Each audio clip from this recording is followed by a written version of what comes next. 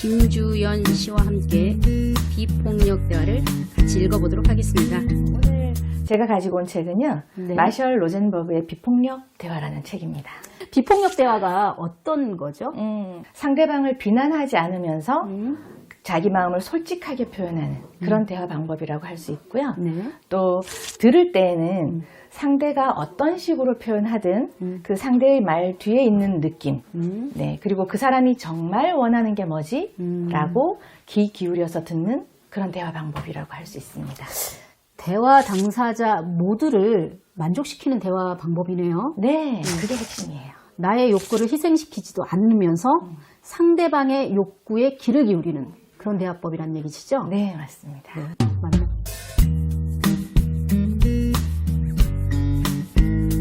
마셜 로젠버그는 어떤 사람인가요? 미국의 심리학자이면서 평화 중재자, 그리고 작가면서 교사였습니다. 마셜이 1930년대 사람이잖아요. 네네.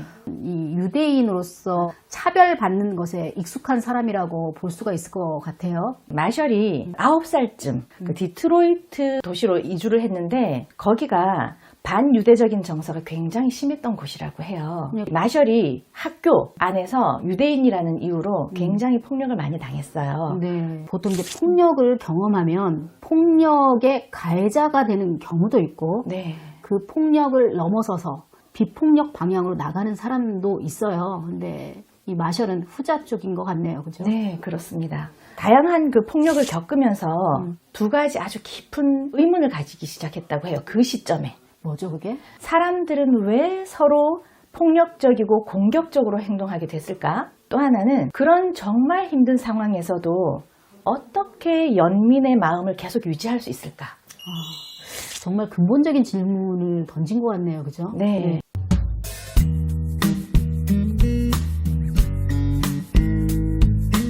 대화하는 데에도 순서가 있다라고 말씀하셨잖아요. 네. 네 가지 단계, 관찰, 느낌, 욕구, 부탁이라고 말씀하셨는데요. 네. 먼저 관찰부터 여쭤볼게요. 관찰이 뭐죠? 관찰은 비디오로 촬영하듯이 눈으로 보이는 것, 귀로 들리는 것, 그것을 그대로 지금 무슨 일이 일어나지? 라고 생각하면서 관찰하는 그대로를 말하는 거예요. 판단이나 평가가 들어가지 않은 상태를 말합니다. 주연이 너는 매번 늦어. 이건 관찰인가요? 아닙니다. 그것은 제가 조금 전에 주의해야 된다고 말했던 판단, 평가예요. 그럼 어떻게 고칠까요? 네, 그것을 비폭력 대화에서 말하는 관찰로 바꾸자면 주연이 너는 5번 중에 3번을 늦었어. 그러네요. 판단이 들어가지 않네요. 네. 객관적인 사실을 이제 얘기를 하네요.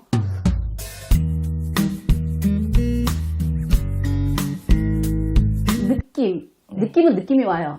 내 느낌을 얘기하는 거죠? 네네. 이 느낌은 관찰을 했어. 그 관찰한 것에 대해서 내가 어떻게 느끼고 있지? 라는 것을 말하는 거예요. 그래서 이 느낌은 가슴이 아팠다던가 화가 난다던가 슬프다던가 이런 형용사로 말하는 거고요. 느낌에는 또 생각과 구분이 되어야 된다고 비폭력 대화에서는 얘기하고 있습니다. 제가 한번 드려볼게요. 너는 쓸모가 없다고 느껴져. 생각입니다. 생각입니다. 그러면 이것을 느낌으로 표현해보면 어떻게 될까요? 쓸모가 없다라고 생각이 돼. 그래서 화가 나. 화가 나. 네. 잘하셨어요. 네. 그게 바로 느낌을 표현하는 거거든요.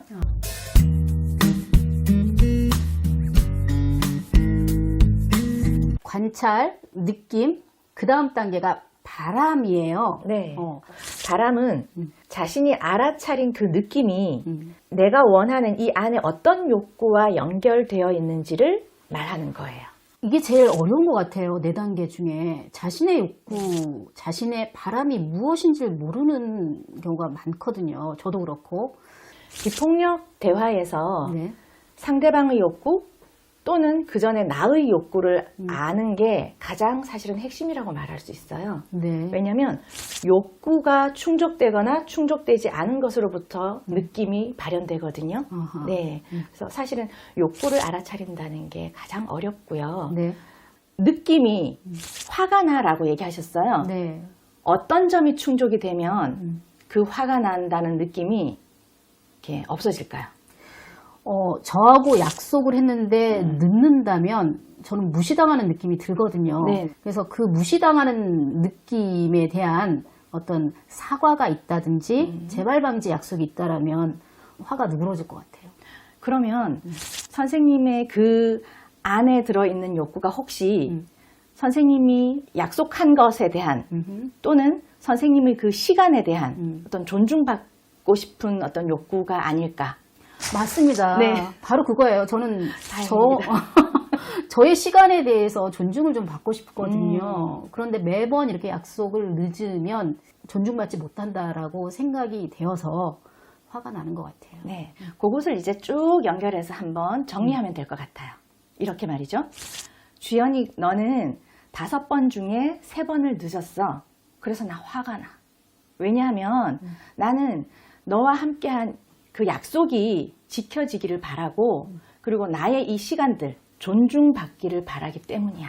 이 대화 방식이 상당히 길어요. 네. 이게 실제로 이 생활에서 실천하기가 좀 어려운 것도 사실이거든요. 실제로 제가 비폭력 대화를 실천해야 되겠다. 제일 처음 가족들에게 네. 시도할 때 처음 벽에 부딪힌 게 바로 그거예요. 제가 4가지 요소에 딱딱딱 맞춰서 얘기하는데 네. 못 기다려주는 거예요. 너무 길어. 네. 그럼에도 불구하고 이 산을 넘어야 되겠다는 생각으로 잠깐 앉아서 30초면 됩니다. 저의 얘기를 좀 들어주세요. 그냥 그대로 듣고 아 그렇구나 당신 마음이 그랬구나라고 얘기만 해주세요. 하고는 읽었어요. 그렇게 읽어낼 때 처음에는 그게 너무 길다고 생각해서 다 싫어하는 거예요. 네. 그럼에도 불구하고 제가 계속 부탁을 했고 하고 또 하고 그러다 보니까 그 단계들이 이제 익숙해지니까 덜 길다고 느껴지는 거죠. 시간이 좀 필요한 일이네요. 네. 근데 효율적일 것 같아요. 왜냐하면 나의 감정을 충분히 인정받고 상대방의 욕구가 충분히 내가 인정할 수 있게 되면 재발 방지가 가능하잖아요. 네. 오히려 더 효율적이고 짧은 대화일 수도 있을 것 같아요. 네. 그렇게 해서 관계가 굉장히 돈독해졌거든요. 네. 그러니까 이제는 네. 4가지 그 요소를 다 쓰는 게 아니라 네. 관계가 친밀해지면 그 4가지 중에 생략 단계가 가능하더라고요. 나는 비폭력 대화를 쓰는데 네. 그렇지 아니한 상대를 만났을 때 이럴 땐 참 대화가 지속되기가 힘들어요. 불끈불끈 솟아오르거든요. 이럴 때는 어떻게 대처해야 될까요?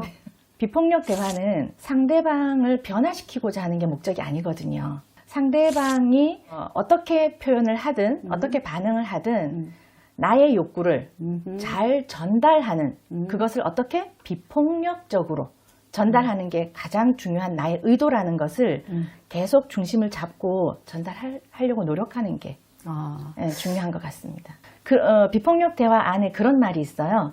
상대방이 하는 언어나 그 행동이나 이런 것들은 자극이지 내가 느끼는 그 감정이나 느낌이나 욕구의 원인이 될 수 없다. 그 말이 저의 인생 문장이었거든요. 항상 타인을 원망하고 외부에 대해서 절망을 했을 때 방향이 잘못됐구나 라는 걸 느꼈던 순간이 바로 그 문장을 접했을 때였습니다. 저는.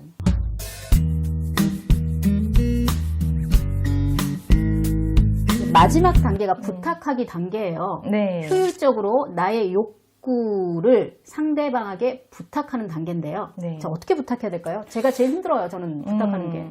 그 부탁을 할 때 네. 부탁은 원하는 것을 얻기 위해서 굉장히 구체적으로 부탁을 해야 됩니다. 그리고 긍정적으로 부탁을 해야 되고요.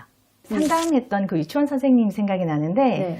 아이들이 계속 그 계단을 내려오는데 뛰는 게 너무 걱정되는 거예요. 혹시 넘어지기라도 할까봐, 사고가 날까봐. 어허. 그래서 계속 목소리를 높여서 얘들아 뛰지 마! 뛰지 마! 안 된다고. 왜 이렇게 안 될까요? 그래서 제가 단어 하나만 바꿔보는 게 어떨까요? 뛰지 마가 아니라 천천히 다녀! 네. 그런데 실제로 천천히 다녀라고 했을 때 아이들이 훨씬 수정된 효과를 봤다고 나중에 이제 피드백을 해주시더라고요. 이게 삶의 태도하고 연결이 되는 것 같아요. 네. 이게 부정적인 것에 집중하는 게 아니고 자기가 원하는 방향에 집중하는 거잖아요. 겁니다. 그러니까 삶의 어떤 이제 태도를 이 언어 생활을 통해서도 교정이 가능할 수도 있겠어요. 상대방으로부터 비난이나 어떤 부정적인 말을 들었을 때 네. 그때는 상당히 좀 힘들어요. 어떻게 반응해야 될까요? 저를 예시로 한번 말씀드려 볼게요. 네. 제가 제주도에 강의를 가야 되는 상황이 있었어요. 네. 근데 저를 새벽에 태워다 주던 남편이 저에게 이렇게 말하는 거예요. 네. 당신 정말 이기적이야. 내가 뭘 잘못했지? 지금 본인의 것으로 받아들이셨어요. 네. 네. 지금 그렇게 하고 나면 그것은 우리가 흔히 말하는 자책감을 가지는 거거든요. 이렇게 그 말을 개인적으로 받아들이는 태도를 취할 수 있는 것이 하나, 첫 번째. 다른 반응 한번 해볼까요? 당신은 정말 이기적이야. 당신은 안 그런 줄 알아? 네. 자, 지금 그 반응은 상대방의 잘못을 찾아서 비난하는 대응 방법이거든요. 그래서 이거는 상대방과 나 모두가 분노에 휩싸이게 하는 반응이기도 해요. 당신 정말 이기적이야. 그 말을 들으니 우울해.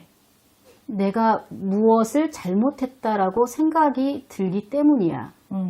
혹시 그게 무엇인지 얘기를 해줄 수 있나?